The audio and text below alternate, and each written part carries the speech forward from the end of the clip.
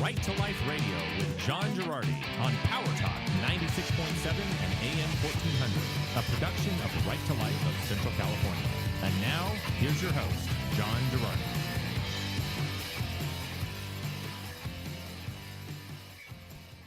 We're back. It's been a long month or so with me having to do the show by myself. I'm sorry. All by my lonesome. I apologize. With no friends to call my own. And finally, he's back, fresh off of a glorious triumphant victory at the California March for Life. An incredibly successful event. Sorry, I just drank a carbonated beverage here right before doing a radio show. Not a smart idea. Joining us, fresh off of a highly successful event in Sacramento, my good friend, Jonathan Keller. Jonathan, well, good to see you. Thank you, John. It's great to be here. Yeah, it's been kind of a comedy of errors or scheduling errors, I should say, because Yes. At the end of July, I was in Washington, D.C. for a conference, and then I came back and came down with COVID for like the first 2 weeks of the year. Yes. Well, you had it, and then I had it, and so, yeah, it was one thing after another, but I am grateful to be over that and also to have some great reports on the March for Life. Thanks for bringing the bus up from all the folks from Central California. Exactly, yeah. By the way, Right to Life Radio, this program, is a production, as always, of Right to Life of Central California, rtlcc.org. Okay, so if you don't know what we're talking about, Jonathan Keller, the CEO of the California Family Council, which does great pro-life work on a statewide level, the California Family Council decided to partner with the National March for Life to establish an event that we were promoting here on this fine radio show, and I think several of the people who went on the bus heard about it from the radio show, which is great. Basically, the National March for Life happens every year in Washington, D.C., and about 200,000 or so people gather on the national lawn, on the National Mall, rather, on the lawn. It is of the weird that National Mall. they call it the mall, because I remember when I first heard that, I'm like, what? But, wow. I mean, there's no stores. There's no... Where's the Gap? Yeah. It's not... The Mall of America is in Minnesota, Yes. but the National Mall is the big grassy lawn and reflecting pool. So I don't get it. But anyway, yes. Between the Washington Monument and the Lincoln Memorial, all those people gather. Right. So the National March for Life takes place every year in Washington, D.C., every January. It's a great event. If you ever have the opportunity to be in Washington for it, I highly, highly, highly recommend it. It's incredibly inspiring and cool. What the National March for Life folks, the folks who organize National March for Life, are wanting to do is establish a bunch of state marches for life at the various state capitals. And I think this is a really good idea and a really important mission, and perhaps incredibly well-timed, given that the Supreme Court is hearing the Dobbs case this year, which, gosh, we've talked about that. We've talked about the Dobbs case so many times on this show. Basically, the Dobbs case could be the case in which the Supreme Court overturns Roe v. Wade. And if the Supreme Court overturns Roe v. Wade, every single state could potentially have the ability to decide its own abortion laws for itself. And so the National March for Life wanted to create a bunch of different state marches for life in the various states. Jonathan and California Family Council sort of reached out to be the group that helps sponsor and organize the California March for Life. And we were just there this past Wednesday. So, Jonathan, from the organizer's perspective, tell us how you think it went.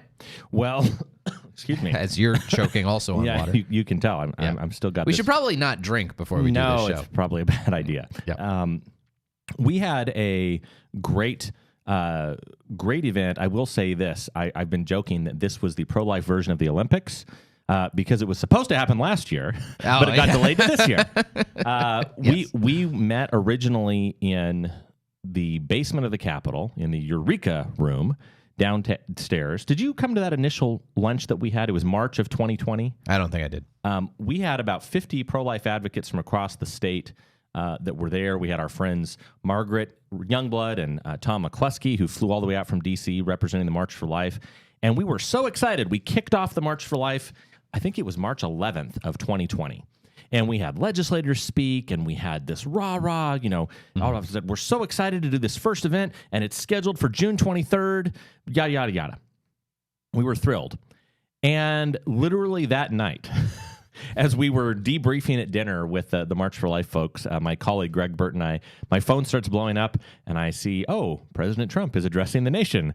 About COVID. About COVID. And they said, he's canceling all travel to Europe, and they're locking down the country. And literally, like, that day leading into that weekend, the entire country shut down. Yeah, that was so the day before. So you could not have had worse timing, in a sense, yes. For starting a large gathering of human beings. And we kept saying, well, we're going to see what happens. And, how naive we were. Well, look, it's the beginning of March. Look, it's 2 weeks to control the spread. Right. It'll be fine by the time we get to June. June 23rd. I mean, no big deal at all. Yeah. So, but of course, it was just kind of one thing after another. I mean, first we realized that it was COVID, but then on top of that, John, you might remember there was just a small amount of protests that happened last year after the death of George Floyd. Oh, geez. So, yeah, you had all the Black Lives Matters protests and all that we had stuff. In downtown Sacramento, literally the entire downtown area was boarded up. There was broken glass everywhere because of huge riots. That was... Oh, gee, I didn't realize Sacramento had big riots like that. Well, they had... Antifa came. That's when they toppled the statue of Father Junipero Serra. Oh, geez. So okay. basically, at that point, Governor Newsom, not only were they locked down because of COVID, but they said... we're basically shutting down everything. And they erected barriers around the entire perimeter of the Capitol. They literally had crowd control fencing that was handcuffed together, and they had the CHP saying, you may not step foot on the Capitol grounds unless you're a legislator or a staff member. Wow. And that went all the way from last spring until this June, basically. So we were really wondering for a long time, are we even going to be able to do the march this year? Ever. Yeah. I mean, we marked the day of doing it August 25th, but we were still kind of on pins and needles wondering what was going to happen. Did they heighten any security stuff after the January 6th thing? They did. That was the third thing. So you had COVID restrictions, then you had Floyd. Antifa, George Floyd, Black Lives Matter riots. Then you had the January 6th attack on the national Capitol in January of this year. Mm-hmm. So all three of those things together made it not a good time to be a pro-life advocate. trying to say, hey, can we have a big rally right on the steps of the Capitol? Yeah. And on that note, I mean, I should say, there was some contingency planning. We were wondering what was going to happen if we had anybody from either Black Lives Matter, or if you had Antifa, or if you had the Proud Boys, or if you had anybody show up there at our march. And it's a good thing you had some contingency planning, because some of them showed up. Yeah. Well, we did end up having a small counter protest.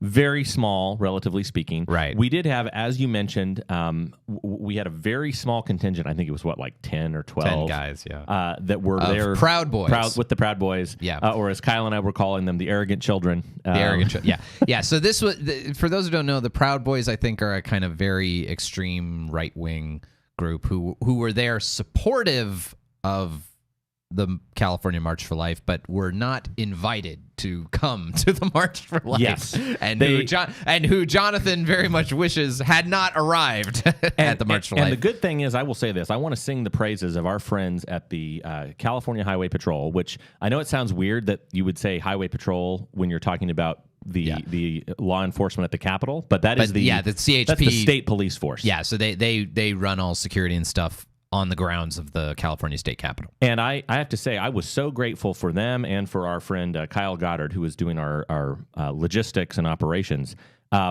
Even though we had that very small contingent of Antifa, even though we had a larger contingent of counter-protesters, the police were just rock stars. They handled everything totally professionally. Mm-hmm. There were no altercations. There was no, fighting or anything. And John, I want to say in defense, this is a testament to how peaceful the pro-life movement is by comparison. Because not only did we have all those riots and the Antifa protests last year, but 5 years ago, some people might not remember this, but in 2016, there was it was a big deal at the time, but it didn't get very much press outside of the Sacramento area. I don't even know if I've told you about this. There was an actual confrontation between a group of, this is before Antifa was around, but this is before any Proud Boys stuff happened.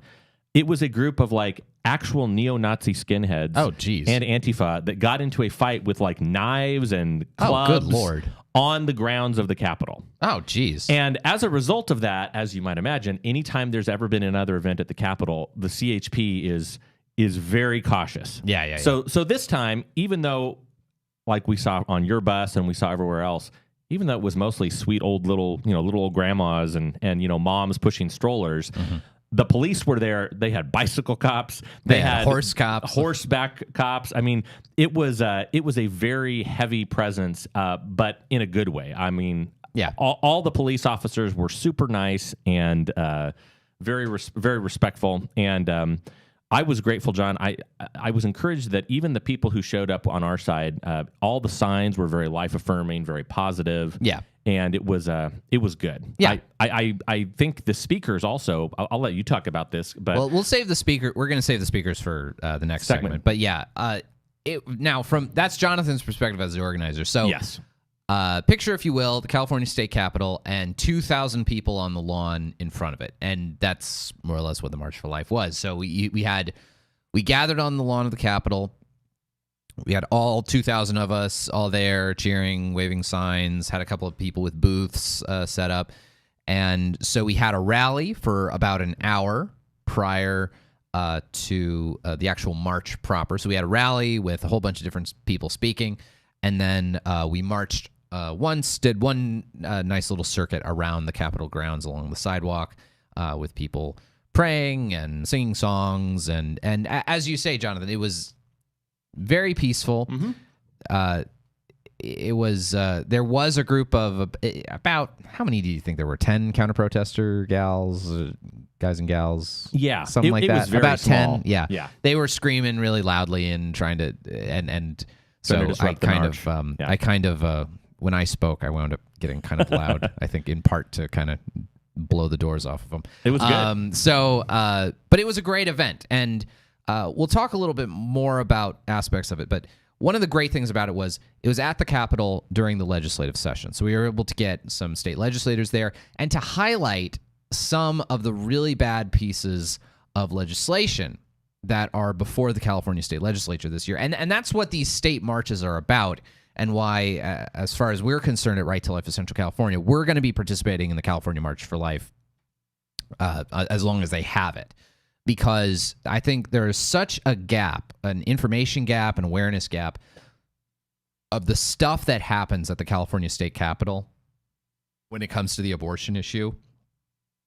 And an event like the California March for Life is such an important thing for getting people involved, getting people informed, getting people aware of those issues. It's going to be, you think next year it's probably going to be April, correct, Jonathan? Yeah, we're workshopping that. Yeah, we're workshopping it, but our goal is to do it in the spring. We'd like, instead of doing it in the last waning weeks of the legislative session. Yeah, do it near the start. Yeah, exactly. So anyway, so stay tuned for more info on that. We're going to be going to, we'll continue going to the Walk for Life in San Francisco every year, but we're also going to start going to the California March for Life. All right, when we return, we're going to talk about some of the people who spoke at the California March for Life and dig into some of their comments. This is Right to Life Radio right here on Power Talk 96.7 AM 1400.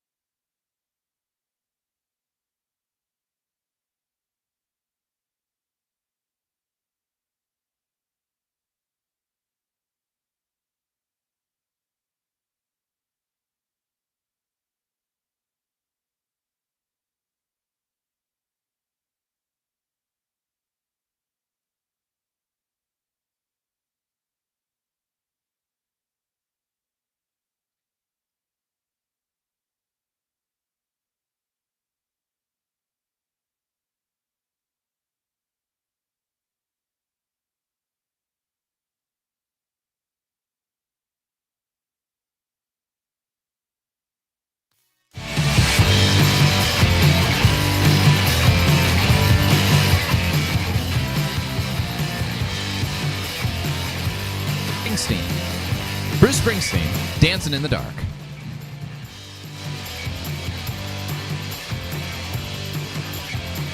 There's Courtney Cox dancing alongside him.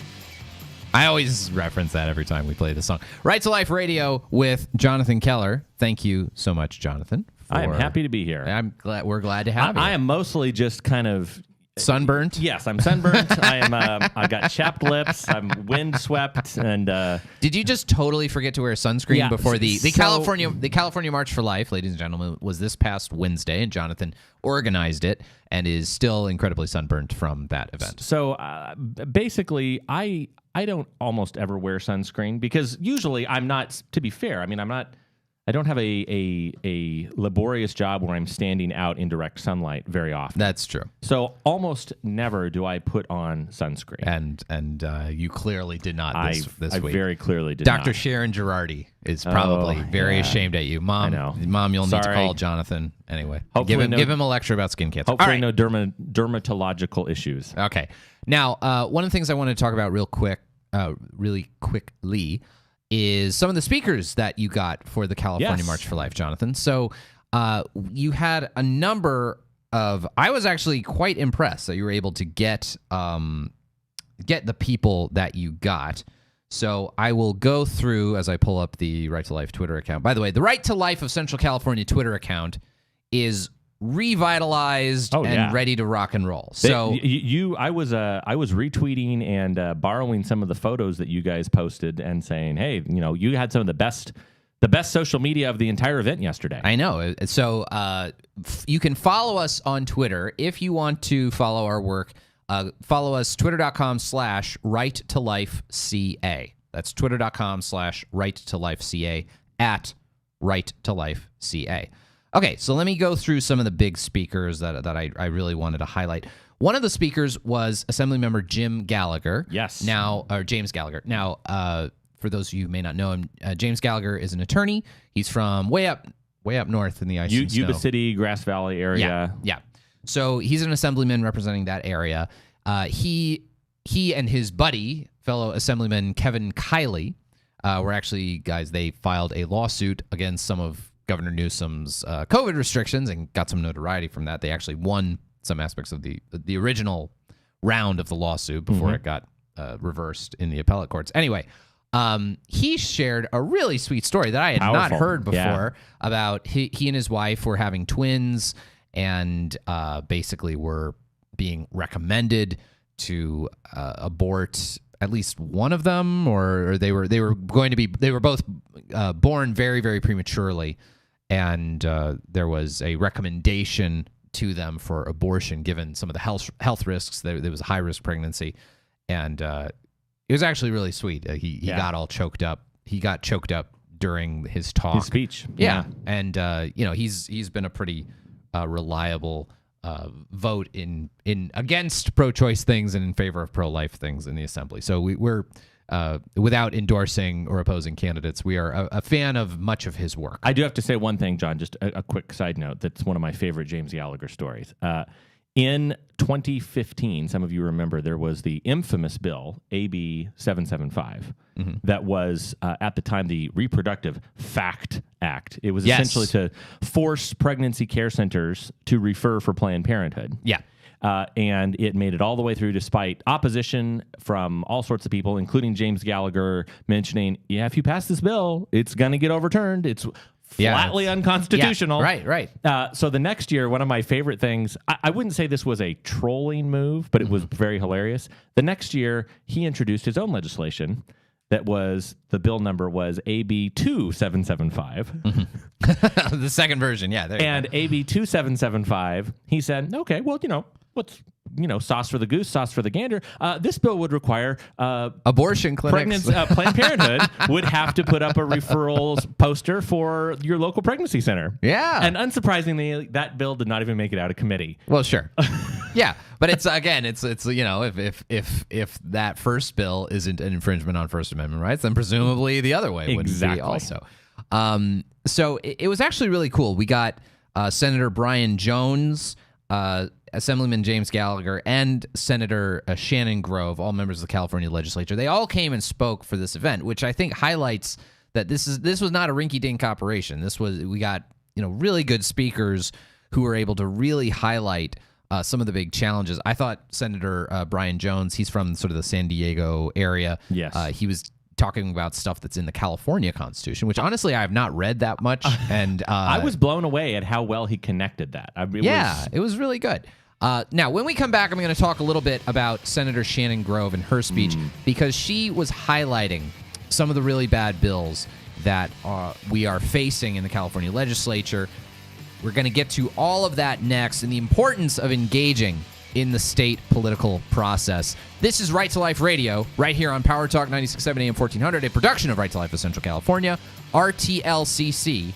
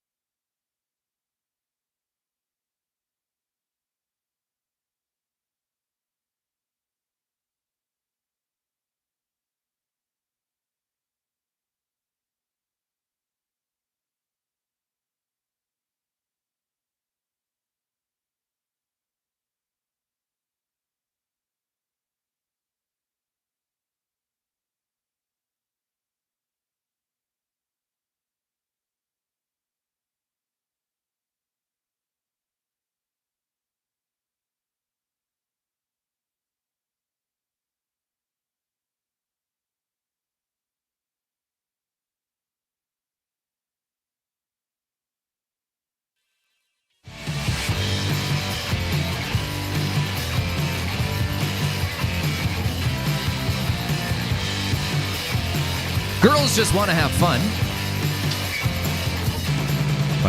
Is that Cyndi Lauper? Cyndi Lauper.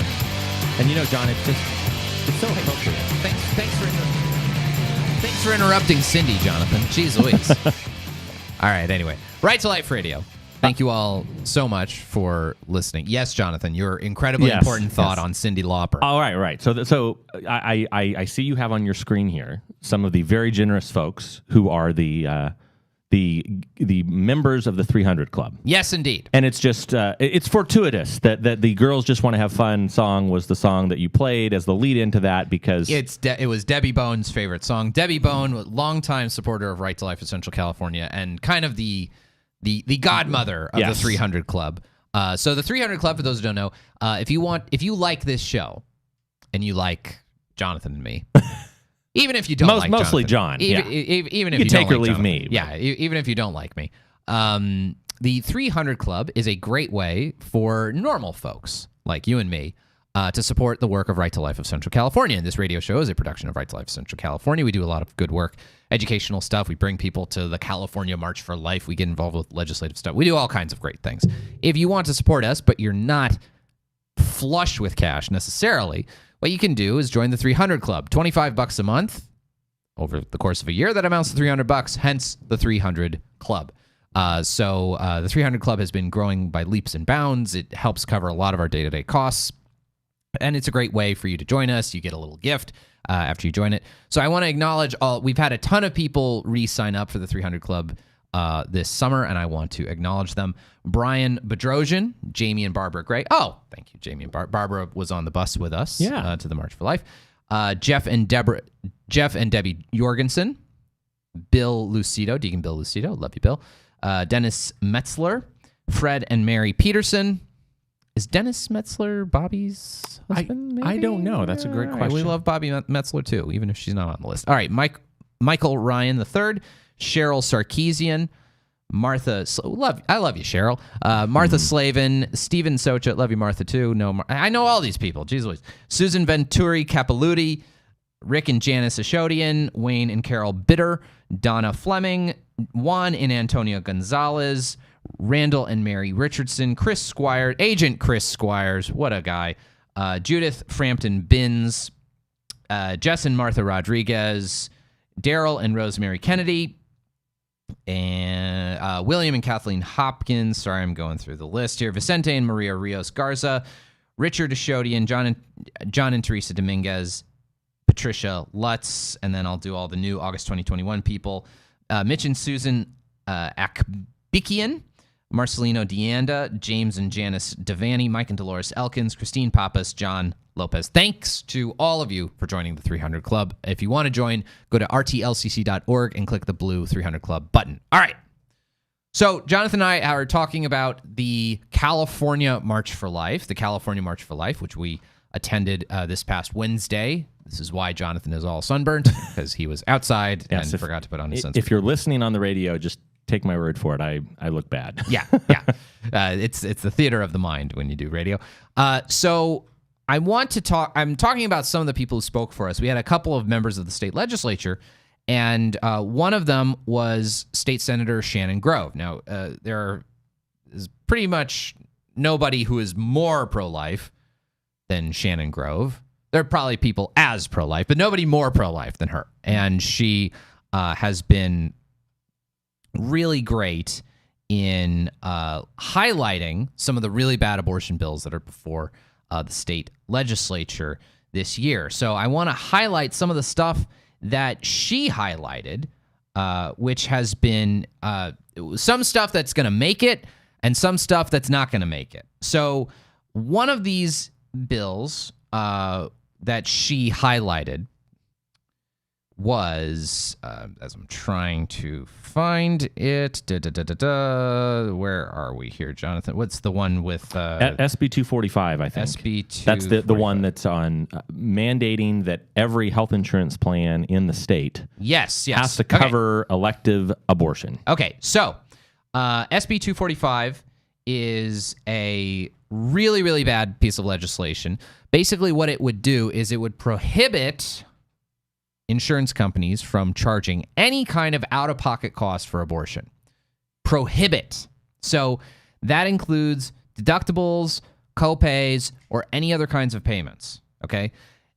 And let's be real about what this means. This would be the state mandating private insurers can't charge for those things. So what's going to happen to insurance rates? Let's just note, insurance companies are not big on making less money. Yes, this is something they have a duty to their shareholders. This is something I've picked up on Yes. in my life as you know, needing to get insurance and buying employer-based insurance plans. Insurance companies like making money. They don't like not making money. So if you're going to force insurance companies to cover all of the costs, out-of-pocket costs, copays, deductibles, et cetera, for an abortion, where does that cost get passed on to? Higher premiums. Yes. Higher premiums for everyone getting insurance. And it now means, John, I know it's complicated, but it basically makes every single person who has any participation in a group health plan, whether it's through Covered California, whether it's through their employer, whether it's individually, on an individual marketplace, every single person will now have some degree of complicity because you're going to be paying for abortion. Everyone's paying a higher rate, and there's some, and that's the reason why. So that's a terrible bill, and it appears that this bill has been stopped for now. So it has been stalled in the Assembly Appropriations Committee, but it is a 2-year bill, meaning they can just bring the bill back next year, and that seems likely what they are going to do. But that's the level. Like, basically, they want what the state of California wants to do. They genuinely want to make it easier to abort your kid than to have your kid. Like, they genuinely want to furnish state resources to assist you in having an abortion rather than not. Because basically, anyone in this state who gets pregnant unexpectedly, or who gets pregnant, rather. Right. No matter, even if you have very low income and you don't have your own insurance, you qualify for at least emergency Medi-Cal. So Medi-Cal will pay for abortions. If you have normal insurance, your normal insurance has to cover abortions because California insists on it. And so what the state of California wants to do is to make abortion free for anyone who wants it. And that's what this bill would have done. Not only to have your insurance cover it, but even to get rid of any deductible or copay or any kind of out-of-pocket expense you might want. Which, if they did that for childbirth, I mean, what it would be, I guess, a pretty nice thing. Yes. Again, the arguments about premiums rising would still be true. But John, at least in that situation, yes. It would be premiums rising for something that's nice and good and decent, like having a baby. Especially given the fact that in the United States, as we saw from the census, our birth rate has continued to precipitously decline is too strong of a word or too strong of a phrase, but our birth rate has continued to slump. And the only reason that the United States population has been growing, and the only reason that the California population did not face an even steeper decline since the 2010 census, is because of immigration. Yeah. The birth rate of native-born American citizens. That is, Americans like you and me whose families have been here for a while. Yeah. Our birth rate kind of stinks. And a large part of that is families that feel like they can't afford to have children. Right. Well, and even, I forget what the exact term is for children to have success going forward. They have a wide variety. I think they call them like security factors or something like that. And basically, do you have a good relationship with your parents? Do you do drugs? Do you go to school? Do you live in a stable 2-parent home? Do you this, that, and the other? There are all these different security factors that children can have that help guarantee success. I think with any pregnant woman, the more security factors she has, the less likely she's going to want to choose abortion. If she's in a situation where I don't have access to quality health care, I don't have a lot of money, I don't have a job, I don't have a stable partner, I don't have, I'm not married, I don't have family support, this, that, or the other. The fewer of those security factors she has, the more likely she's going to opt for abortion. That's a big part of why we're starting the Obria Medical Clinics of Central California as a subsidiary of Right to Life, is to help provide at least that one factor, that lower income, there's a dearth of prenatal health care for lower income women in Fresno, and we want to provide that. And basically what the state of California is doing, rather than for women facing abortion, rather than trying to fulfill or provide some of those security factors so that they don't have to choose abortion, they're going to give you more security factors to choose abortion. It's so cruel when you look at the forces that are usually at play to drive a woman to choose abortion. Usually the forces at play to drive a woman to choose abortion are, I don't have security. I don't have security here. I don't have security there. So rather than fixing those problems, let's just pay for your abortion. Yeah, it completely puts your thumb on the scales. And yes, it is true, absolutely, that it is not forcing women to have an abortion. But if all of the incentives, all of the financial incentives, all the social incentives, all the societal incentives, if all the incentives are on, well, I mean, it's going to be really tough. I mean, you're going to have to probably quit school. Your parents might kick you out of your house, or even if they don't kick you out of your house, you're going to have to move to a different apartment. It's going to be a lot more expensive. You have to take a second job. Blah blah blah blah blah blah. Or, for no deductibles and no copays, just come down to Planned Parenthood, and we are happy to make this little problem go away. Right. Now, that bill has been held up in the suspense file. There are some other bills that we are also really concerned about. SB 742, we've talked about a lot. This is basically, this was a bill where we were afraid that it was going to impact the ability of pro-lifers to protest outside of abortion clinics. It appears that this has been amended in such a way that it's only going to affect vaccine services, not pro-lifers trying to protest. So that's a win. This is something that we at Right to Life Central California wrote our legislators about, and it appears that it's being shifted. It's been put to the suspense file, which is basically where you sort of hold on to bills that aren't really likely to pass. They're going to have a hearing on it. They had a hearing on it earlier this week. So it appears that that's not going forward. Right to Life can continue to do its work outside of Planned Parenthood. That's a big win. I want to close by talking about something that unfortunately appears that it will pass. AB 1184. This is a bill about parental rights, but it also includes abortion. What this bill does is it keeps confidential. So basically what this bill will do is it will require an insurance company not to tell you if your kid on your insurance plan uses your insurance plan to get abortion or sex change stuff or various kinds of things. So it takes the logic of California's laws that say minors can have an abortion without parental notification or consent. It extends that logic by forcing insurance companies, you cannot tell this person you're insuring that their kid just used your insurance to get an abortion. And that piece of legislation actually appears as though it is going to pass. It's going to the Senate floor for a floor vote. We're going to dig into that just a little bit more after the break and talk about the importance of engaging with your state legislature. It's a really important thing and a way for your voice to be magnified, from you to go from having the power of one person to the power of many people. I'll explain what that means after the break. This is Right to Life Radio right here on Power Talk 96.7 AM 1400.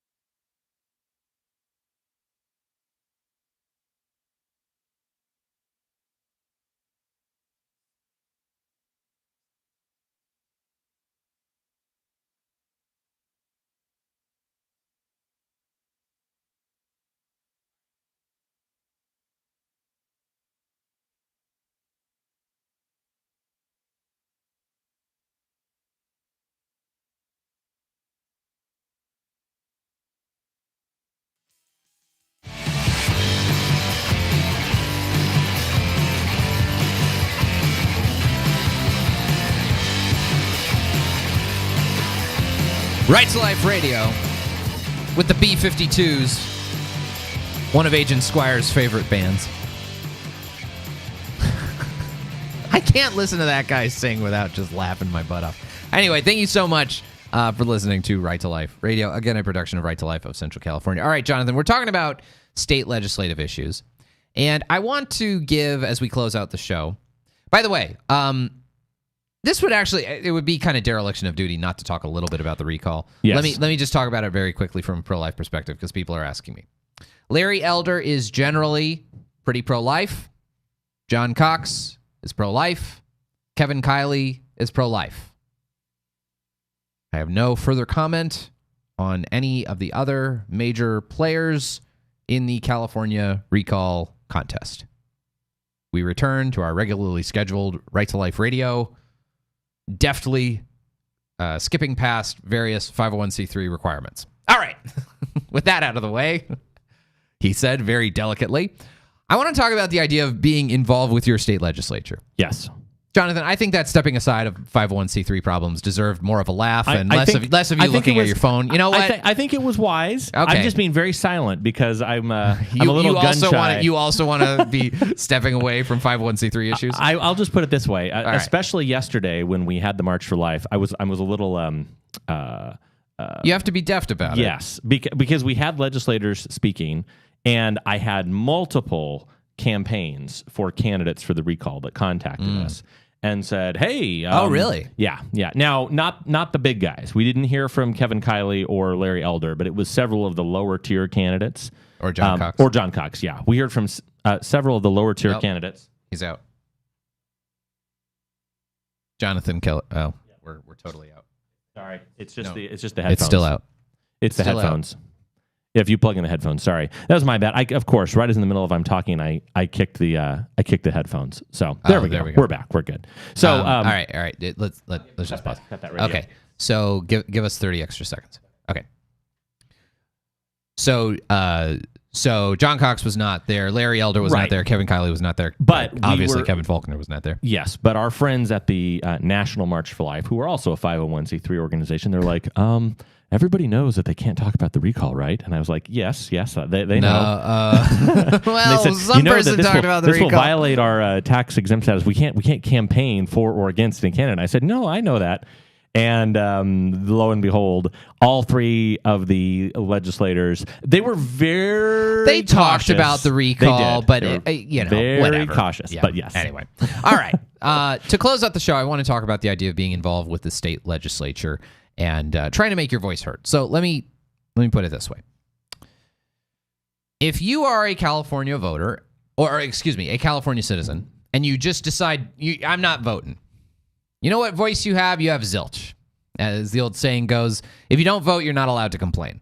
So you have no voice. Now let's say you're a Californian and you vote. That gives you one voice. Let's say you're a California voter and you vote, but you also study the issues a lot and you talk with your friends and influence them and how they vote. Well, now you've increased your one voice from maybe 5 voices or something like that. Now let's say that you vote. You're really informed on the issues. You talk with your friends about stuff, and that you write a letter about legislative issues to your state assemblyman or your state senator. You have now magnified your voice to maybe 1,000 voices. And I mean this sincerely. Yep. Okay? When legislators are looking at bills that they're going to vote on, they track and monitor how many of their constituents give them a call about a bill. And it's not a perfect science, but they figure if they don't get any calls about a bill, then probably none of their constituents care about the bill. Yeah. But if they get 1,000 calls about the bill, they probably do the math and estimate, okay, we might have if 1,000 people took the time to write, there are probably 100,000 people absolutely seething with fury at this piece of legislation. So whatever that factor is, that every one letter to your assemblyman, every one phone call to your assemblyman, every one whatever represents a certain number of votes. If you're tweeting at them or posting on Facebook, they're still paying attention to that too. Exactly. So that's one of the benefits, I think, of this radio show is that we do try really hard to highlight state legislative issues, big bills that are in front of the state legislature that have an impact on the pro-life cause. We have tried our best to really highlight them and give you the resources to, to tackle those issues, to get in touch with your state legislators.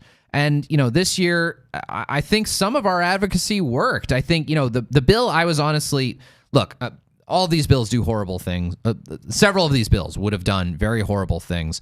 I was really concerned, given what our work is at Right to Life, with SB 742. This was a bill about vaccines, basically said that no one can protest within several hundred feet of a vaccine clinic. And after we advocated and a bunch of other First Amendment advocates joined in, the bill was amended, and now it's likely not going to impact pro-life protesters. And that was part of, a big push on our part to get our legislators not to support this. So, be informed. Yes. And if you are informed and you write your state assemblyman, you write your state senator, or just give them a call, a 5-second phone call, you've magnified your voice by 100. That'll do it for Right to Life Radio. Thank you all so much for listening. This has been John Girardi signing off.